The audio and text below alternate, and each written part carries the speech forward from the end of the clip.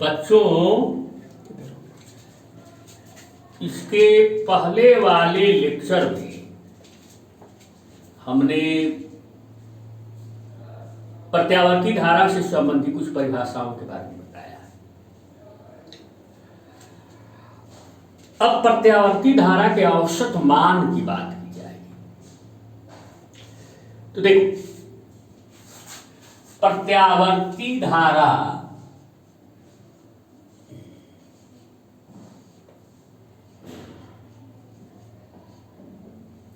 के एक साइकिल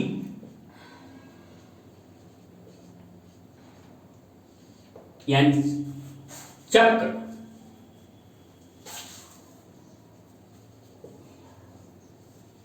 का औसत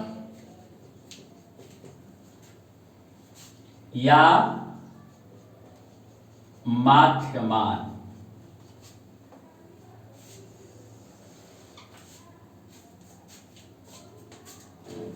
बस एक चक्र में एक चक्र का औसत मान कैसे निकालेंगे? एक चक्र में प्रवाहित संपूर्ण आवेश, धारा बराबर क्या होता है? आवेश बटा समय। प्रत्यावर्ती धारा का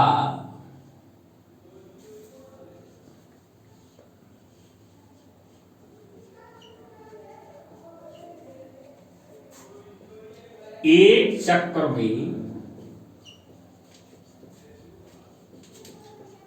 औसत मान आई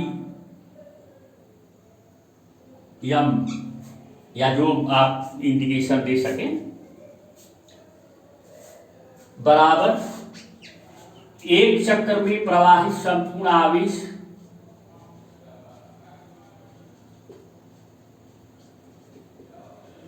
प्रवाहित संपूर्ण आवेश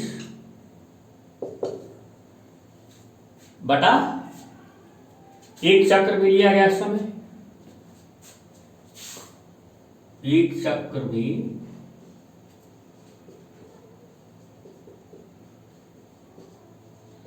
लिया गया समय।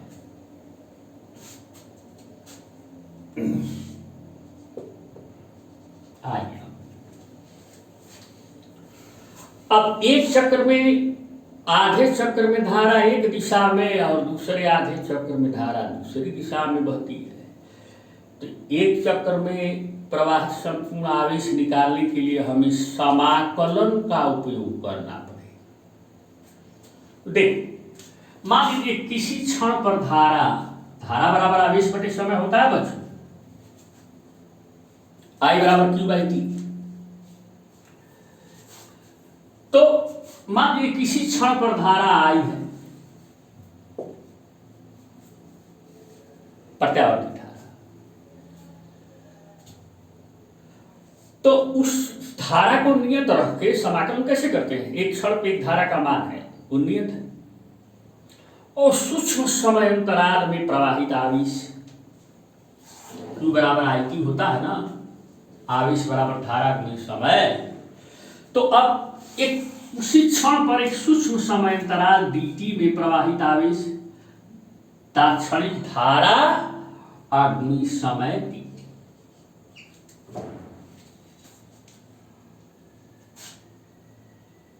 किसी क्षण पे धारा आई है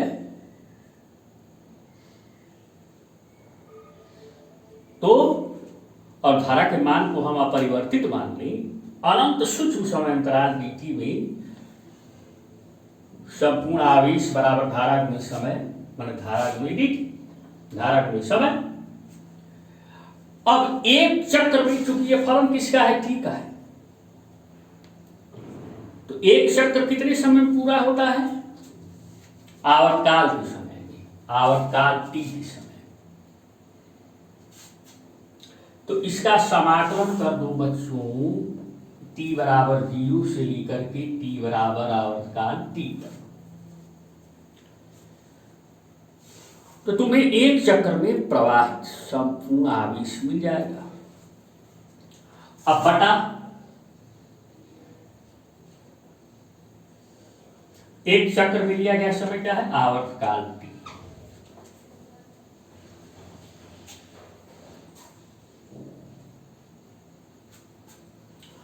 अब तात्क्षणिक धारा का मान लिख दो, 1/T यही लिख दो, इसको यहां लिख सकते हैं 1/T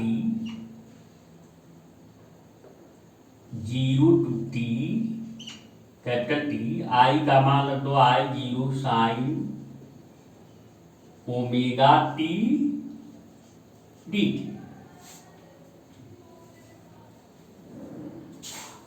अब I0 का स्थित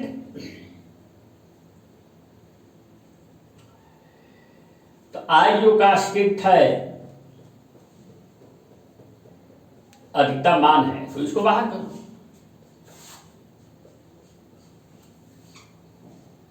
यहां लिख दो I0 बटा capital T integral 0 to T sine omega T dt। अब या तो आप इसका समाकलन करना चाहो तो कर लो,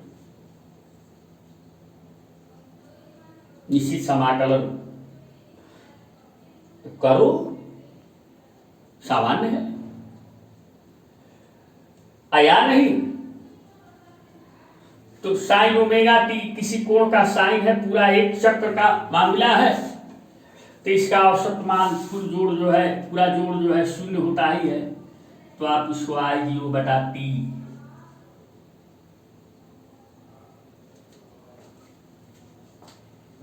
इंटू 0 बराबर। अब इसके पहले वाली हेडिंग में हमने बताया था कि एक चक्र के लिए साइन थीटा का औसत मान 0 होता है, जहां थीटा एक कोणीय चर है, एंगुलर वेरिएबल है। यानी प्रत्यावर्ती धारा का एक चक्र के लिए, प्रत्यावर्ती धारा का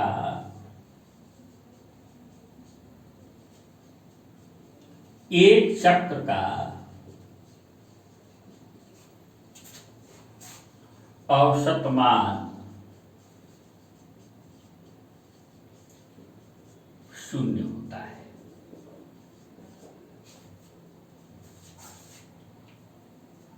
तो थोड़ा सा इंटीग्रेशन से बच सके। आधे चक्र के मामले में तो इंटीग्रेशन से बचना बड़ा मुश्किल है, तो पूरे एक चक्र के लिए औसत मान तो 0 हुआ। अब चलो हम प्रत्यावर्ती धारा का आधे चक्र के लिए औसत मान निकालें। तो ये तो ठीक है, इंटीग्रेशन भी करोगे तो इसका इंटीग्रेशन करने का विधि हम आधे चक्र वाले में हम बता दे रहे हैं, बार बार इसको इंटीग्रल बताने से क्या फायदा है। तो अभी हम आधे चक्र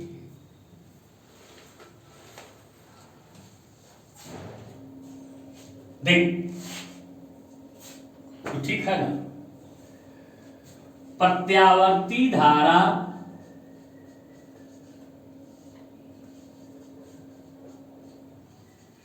का प्रथम अर्धचक्र हाफ साइकिल के लिए औसत या माध्य या माध्यमान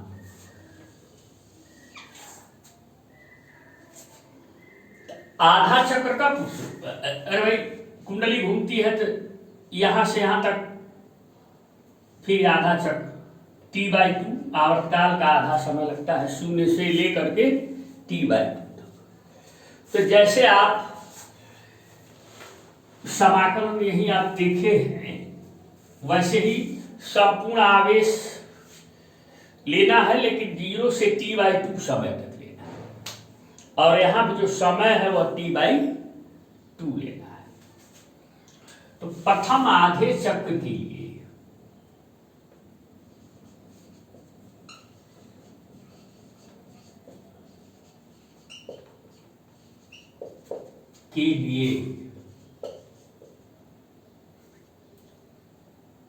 प्रत्यावर्ती धारा बार बार लिखने में दिक्कत होती है, अल्टरनेटिंग करंट AC लिखते हैं तो थोड़ा सा सरल रहेगा ना, बार बार बड़ा लिखने से। AC का औसत मान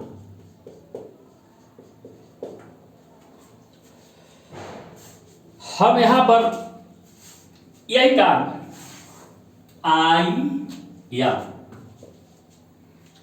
संपूर्ण आवेश के लिए इंटीग्रेशन कहां से कहां तक करेंगे बच्चों? 0 से आधा चक्र में लिया गया समय कैपिटल T/2, बाकी सब वही रहेगा I/dt अब बटा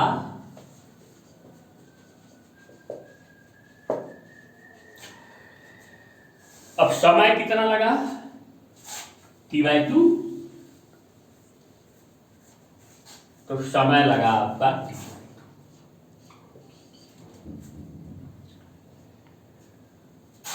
तो अब ये पलट जाएगा, नीचे भी पलट जाएगी तो 2/T हो जाएगा। अब 0 to T/2 रहने दो। I का तात्क्षणिक मान लिखो I0 sin ω/t।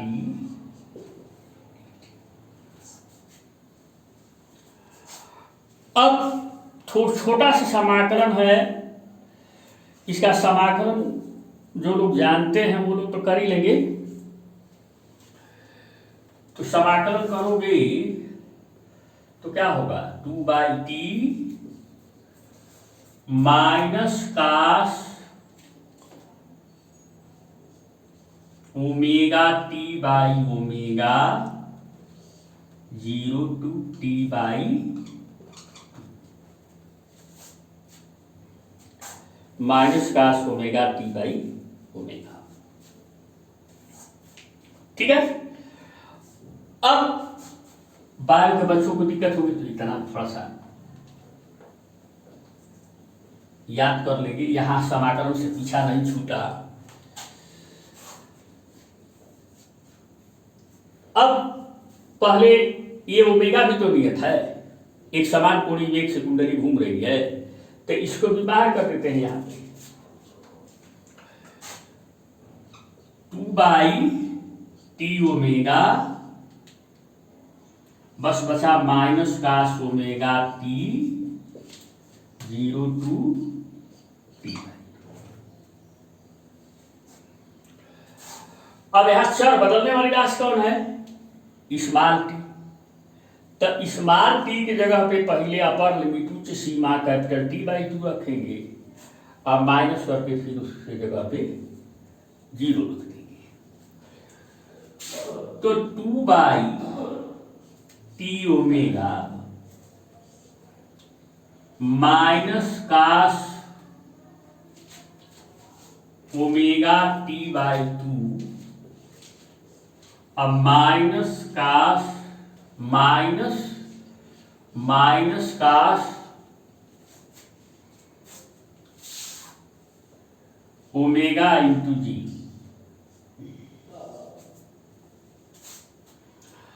अब T बराबर 2π/ω होता है बच्चों, तो अब ये 2/T ω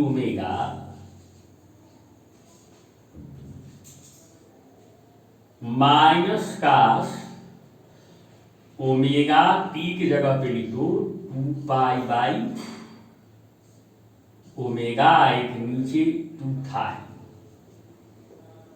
अब प्लस कास T।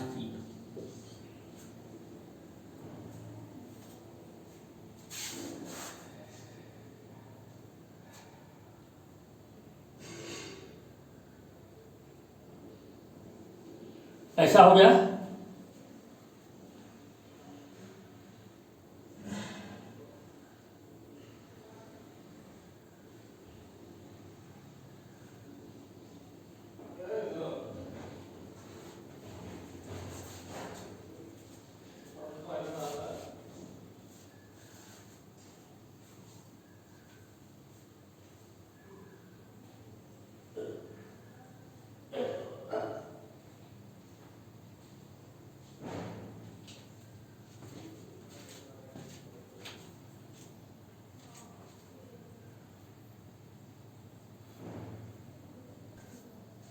तो अब यहां देखो बच्चों, ये ओमेगा से ओमेगा कट गया, 2 से 2 कट गया, बचा आपका, अब यहां भी टी के जगह पे 2 पाई बाई ओमेगा रखो,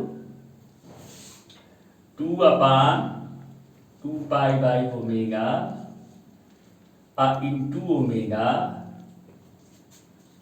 माइनस कास पाई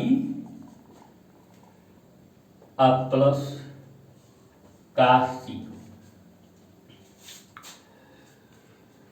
तो ये भी कट गया, ये भी कट गया, तो क्या बचा? 1/पाई, और कास पाई का मान -1 होता है, तो -1 का माइनस गुना होगा तो 1 हो जाएगा, कास 0 का मान 1 हो जाता है, तो कुल मिलाकर के 2/पाई। तो 2/पाई, और एक गलती हमने थोड़ा सा कर दिया है बच्चों, ये I0 को हम छोड़ दिए हैं, तो यहां भी I0 रखो, यहां भी I0 रखो, यहां भी I0 रखो, और यहां भी I0 रखो, यहां भी I0 रखो, और यहां भी I0, तो 2I0/पाई। 2/पाई का नियर अबाउट वैल्यू होता है 0.637, और 2 में पाई का भाग देंगे तो 0.637 I0। वैसे 2I0/पाई भी ठीक है, तो 0.637 I0। तो प्रथम आधे चक्र के लिए प्रत्यावर्ती धारा का औसत मान 0.637 I0 यानी 2I0/पाई। अच्छा बच्चों, दूसरे आधे चक्र के लिए अगर औसत मान निकालना हो तो कहां से कहां तक इंटीग्रल करोगे? इसका समय तो यही रहेगा दूसरे आधे चक्र में भी T/2, लेकिन T/2 से T तक, 0 से T/2 और फिर T/2 से T तक समाकलन कर देंगे। तो इसी प्रकार दूसरे आधे चक्र के लिए प्रत्यावर्ती धारा का औसत मान इसी प्रकार दूसरे आधे चक्र के लिए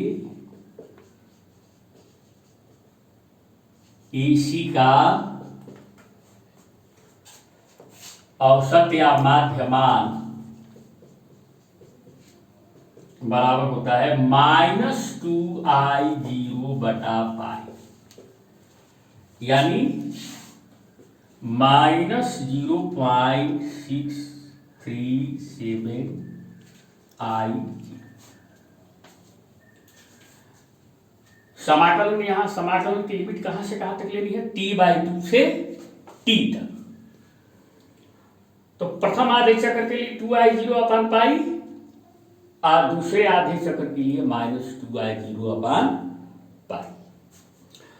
अब अगले लेक्चर में हम सबसे महत्वपूर्ण प्रत्यावर्ती धारा का मैटर है प्रत्यावर्ती धारा का वर्ग माध्य मूल मान।